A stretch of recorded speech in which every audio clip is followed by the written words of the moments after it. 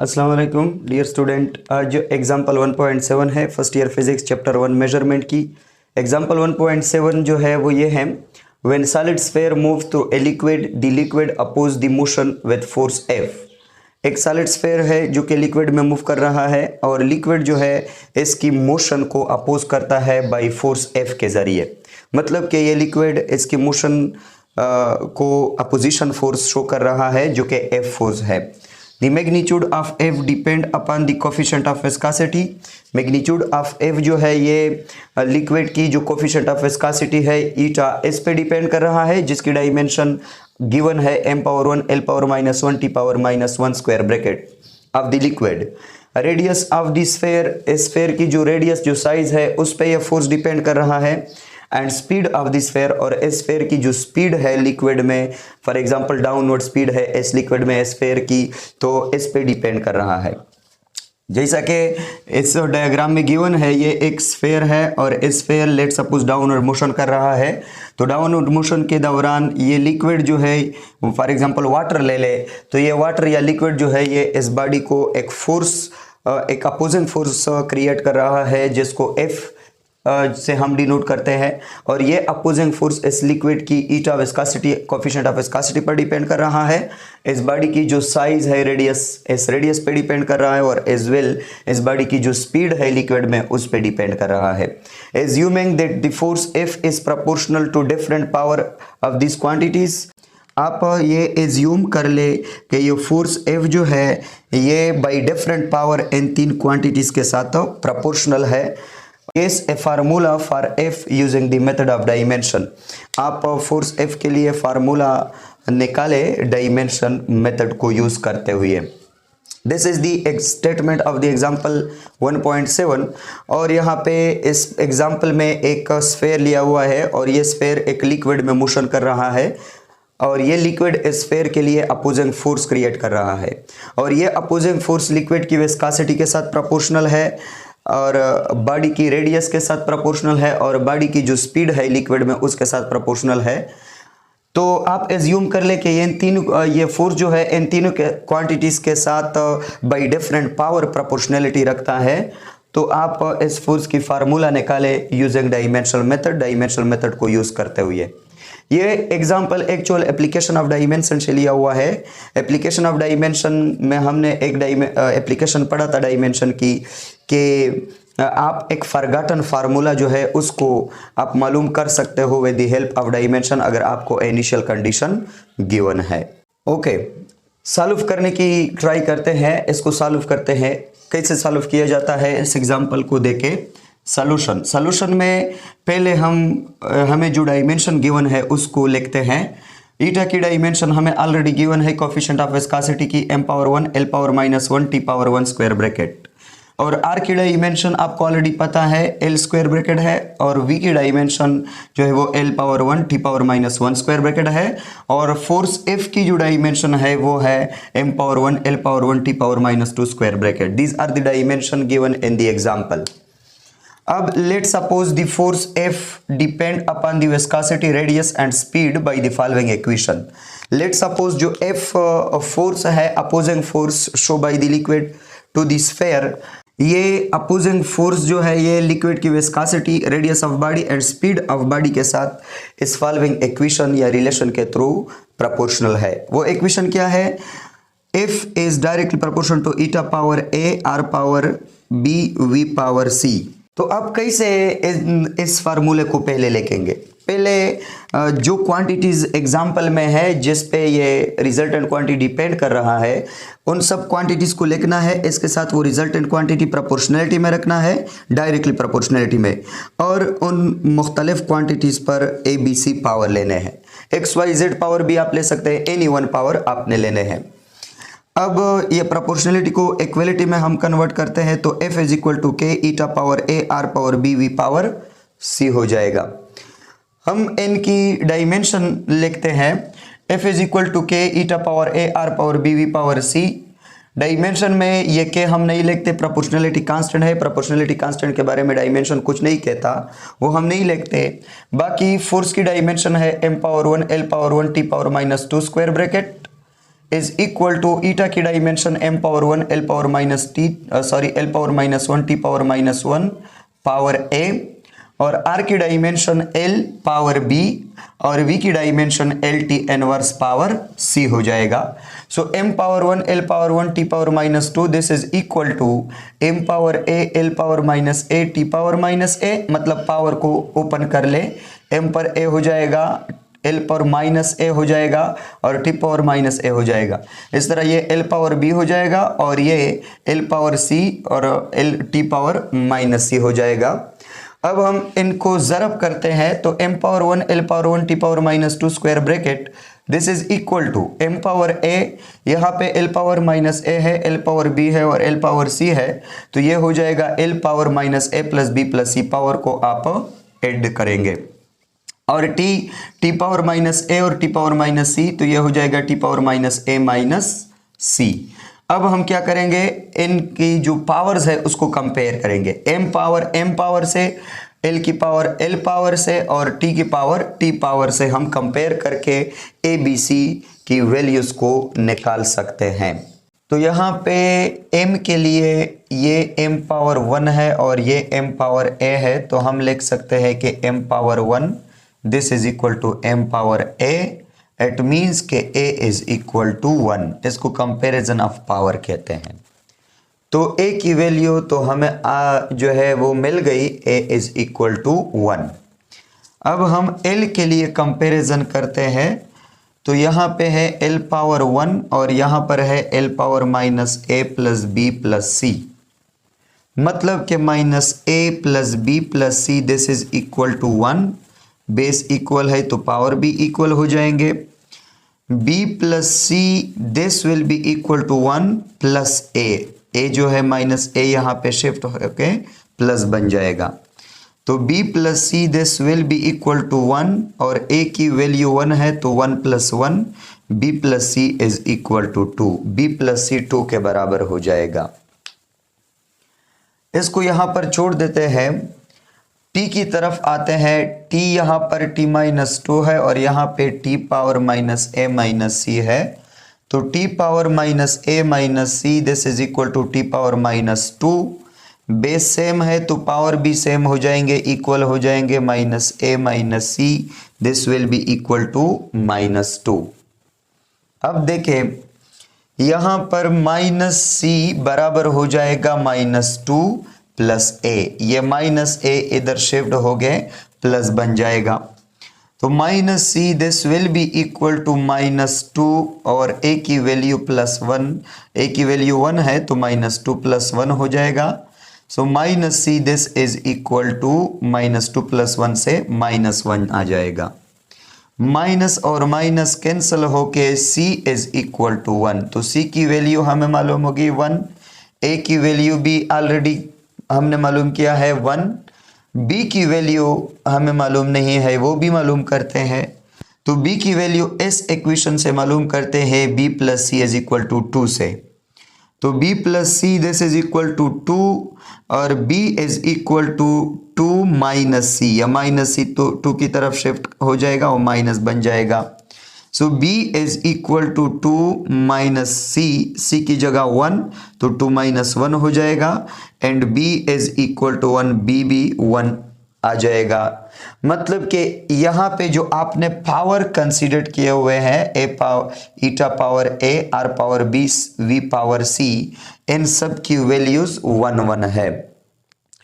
अब इन पावर की वैल्यू अगर हम इस इक्वेशन में पुट कर ले, now f is equal to k eta power a, r power b, v power c, so f is equal to k eta power 1, r power 1, v power 1, so f is equal to k eta r v, this is the formula of the force which show by the liquid against the motion of this spherical body moving in the liquid।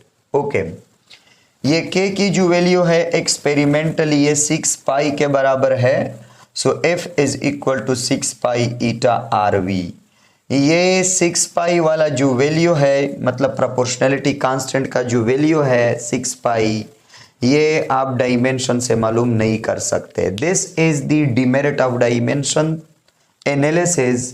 ये dimension analysis की एक demerit है कि आप इससे एक equation में जो एक फॉरगॉटन फार्मूला तो निकाल सकते हो, लेकिन एक इक्वेशन में जो प्रोपोर्शनैलिटी कांस्टेंट वाला वैल्यू है उसको आप डायमेंशन एनालिसिस के जरिए मालूम नहीं कर सकते।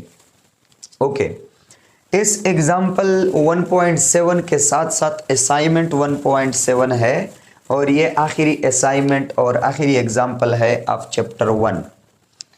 असाइनमेंट कह रहा है कि आपके पास एक, मैंने वो स्टेटमेंट नहीं लिखा, वो आप देख सकते हैं बुक में। यहाँ पे सिर्फ मैं मतलब समझा देता हूँ कि इस असाइनमेंट का मतलब क्या है। असाइनमेंट कह रहा है कि आपके पास एक सिंपल पेंडुलम है और उस सिंपल पेंडुलम की जो टाइम पीरियड है वो टाइम पीरियड सिंपल पेंडुलम में जो स्मॉल मास बल्ब इस्तेमाल होता है उसकी मास पे डिपेंड करता है, और सिंपल पेंडुलम की जो लेंथ होता है उसकी लेंथ पर डिपेंड करता है, और ग्रेविटेशनल एक्सेलरेशन जी की वैल्यू पर time period of simple pendulum depend करता है।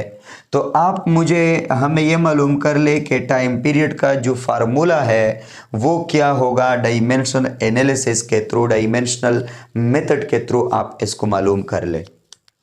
तो बिल्कुल इसी तरह हम ये कहेंगे कि let suppose time period of the simple pendulum जो है ये m power a l power b g power c को प्रोपोर्शनैलिटी में है। यहाँ पर मैंने लिखा हुआ है time period m power a l power b और g पावर c के साथ प्रोपोर्शनैलिटी में है। मतलब कि फिर से हमने पावर लिए हुए हैं a b c, mass, length और ग्रेविटेशनल एक्सेलरेशन पर। ये ऑलरेडी असाइनमेंट में दिया हुआ है कि टाइम पीरियड किन क्वांटिटीज पर डिपेंड करता है। तो आप उन क्वांटिटीज पर ए बी सी पावर लेंगे। ये ज़रूरी नहीं कि m पावर a होगा, m पावर b लिख सकते हो, l पावर a लिख सकते हो, g power c any one लिख सकते हो, लेकिन a b c या आप x y z any one power आप ले सकते हो। तो आपने इन तीन क्वांटिटीज पर पावर लेने हैं, जो उन क्वांटिटीज पर जो क्वांटिटीज असाइनमेंट या एग्जाम्पल या न्यूमेरिकल में दिए गए हो, और उन पर पावर लेने से आपने जो रिजल्टेंट क्वांटिटी है उसको इन क्वांटिटी के साथ डायरेक्टली प्रोपोर्शनैलिटी में लिखना है, जैसा कि t is directly proportional to m power a l power b g power c। अब मैंने लिखा है यहाँ पर where m is mass of simple pendulum या small bob, l is the length of simple pendulum, ये सिंपल पेंडुलम की length है, this is the simple pendulum, और इस सिंपल पेंडुलम वाला ये स्मॉल बॉब इसकी मास m इस पर डिपेंड करता है, और इस सिंपल पेंडुलम की जो l है लेंथ इस पर डिपेंड करता है टाइम पीरियड, और यहाँ पे जो g की वैल्यू है ग्रेविटी की वो उस पर डिपेंड करता है। g is the gravitational acceleration. Solution की तरफ आते हैं। t is directly proportional to m power a l power b g power c। Proportionality को इक्वलिटी में कन्वर्ट करते हैं तो t is equal to k m power a l power b g power c। हम क्या मालूम करने जा रहे हैं?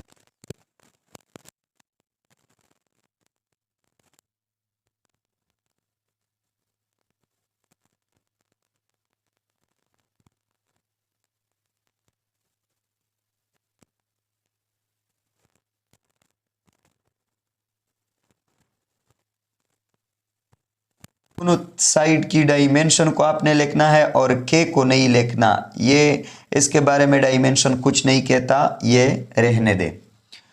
तो t की जो डायमेंशन है आपको पता है m power 0 l power 0 t power 1 है, square bracket. This is equal to जो राइट साइड है उस पे m है तो मास की डायमेंशन कैपिटल M है, इस पे पावर हमने a लिया हुआ है। L की डायमेंशन, लेंथ की डायमेंशन कैपिटल L है और इस पे पावर हमने B लिया हुआ है। G की डायमेंशन LT इनवर्स स्क्वायर है और इस पे पावर हमने C लिया हुआ है। ये दोनों साइड की हमने डायमेंशन लिखा है। अब इसके बाद m power 0 l power 0 t power 1 square bracket, this is equal to m power a square bracket l power b square bracket और l power c T power minus 2c square bracket, मतलब कि आपने square को n पे लगाने हैं। m power 0 l power 0 t power 1 square bracket, this will be equal to m power a हो जाएगा, यहाँ पे एक l है और यहाँ पे l है, l पावर b और l पावर c, l और l को ज़रब करने से l power b plus c हो जाएगा, यानी पावर जमा हो जाएंगे। और ये t पावर माइनस 2, क्योंकि अदर t जो है वो नहीं है, एक t है, t power minus 2c। Okay, अब हम इस इक्वेशन में फिर से पावर को कंपेयर करते हैं। m के लिए m power 0 will be equal to m power a, मतलब कि a will be equal to 0, a की वैल्यू 0 है।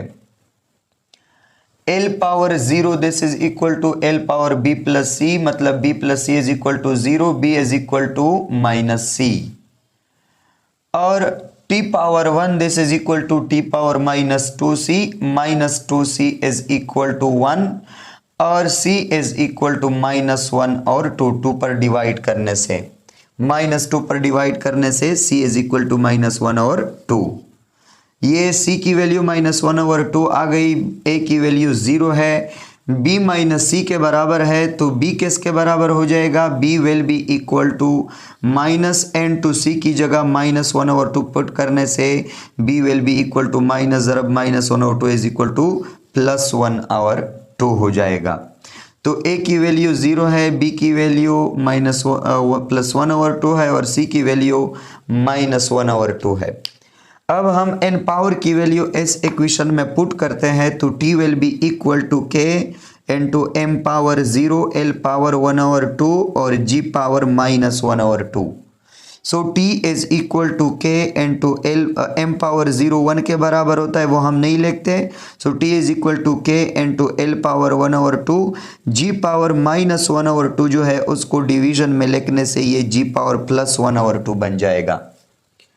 तो यहाँ पे t is equal to k into l power 1 और 2 जो है ये स्क्वायर रूट की वैल्यू है, तो l power l square root divide by g square root, तो t is equal to k into l by g whole square root.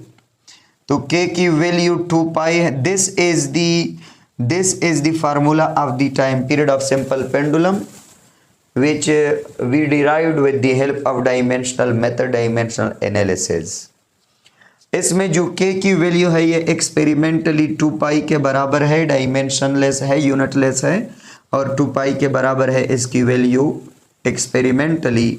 So t is equal to 2 pi l by g square root. अगर यहाँ पे आप देख ले तो यहाँ पर हम डायमेंशनल मेथड के थ्रू यहाँ तक जा सकते हैं, t is equal to k l by g square root. इससे आगे हम नहीं जा सकते, मतलब कि हम 2 pi l by g square root तक नहीं जा सकते डायमेंशनल के थ्रू, क्योंकि डायमेंशनल आपको कभी ये नहीं बताता कि इस k की वैल्यू 2 पाई है या 6 पाई है या एनी वन। डायमेंशन एक मैथमेटिकल फार्मूला में, फिजिकल फार्मूला में आपको एक कांस्टेंट की वैल्यू नहीं कैलकुलेट कर सकता, इसलिए ये जो कांस्टेंट वैल्यूज़ है इसको हम एक्सपेरिमेंटल के थ्रू कैलकुलेट करते हैं। तो डायमेंशन आपको एक फार्मूला डिराइव कर सकता है, लेकिन उस फार्मूले में जो प्रोपोर्शनैलिटी कांस्टेंट रहता है उस कांस्टेंट को हम एक्सपेरिमेंटली कैलकुलेट करेंगे, न कि dimensionally. So this is the formula of the time period of simple pendulum in which the k is proportionality constant and experimentally the value of k is 2 pi. So t is equal to 2 pi l by g square root. This is the assignment 1.7. So आगे हम इंशाल्लाह first chapter measurement chapter की numerical solve करेंगे, as well as फिर second chapter की MCQs, exercise MCQs, conceptual question, example plus assignment and numerical question solve करेंगे। पहले आप इसको डीपली देख ले, इंशाल्लाह कोई कन्फ्यूज़न नहीं रहेगा। अगर फिर भी कोई कन्फ्यूज़न है तो आप मुझे कमेंट में लिख सकते हो, तो मैं आपको कमेंट में एक्सप्लेन कर सकता हो। Okay, thank you.